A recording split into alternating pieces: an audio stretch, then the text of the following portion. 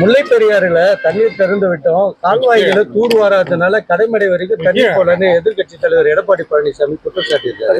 எல்லாத்தையும் ஒழிஞ்சாச்சு. சும்மா எதிர்கட்சி தலைவர்னா எங்களை பாராட்டிக்கிட்டே போது தமிழெல்லாம் போயாச்சு. போய் பார்க்க சொல்ல வர. அதே போல தமிழகம் இருண்ட இதுல மாட்டிட்டு இருக்கு. அதனால மக்களை வெளிச்சத்துக்கு மீட்டெடுக்கணும்ட்டு இன்னைக்கு மேட்டுப்பாளையத்திலிருந்து தனது சுற்றுப்பயணத்தை ஆரம்பிச்சிருக்காரு எடப்பாடி பழனிசாமி.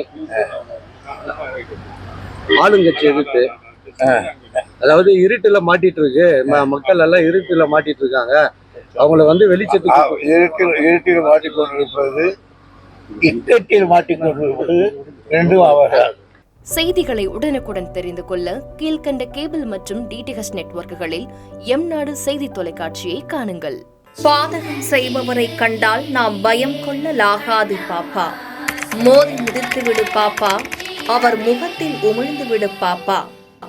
அண்மை செய்திகளை உடனுக்குடன் தெரிந்து கொள்ள இணைந்திருங்கள் எம் நாடு தொலைக்காட்சியுடன்.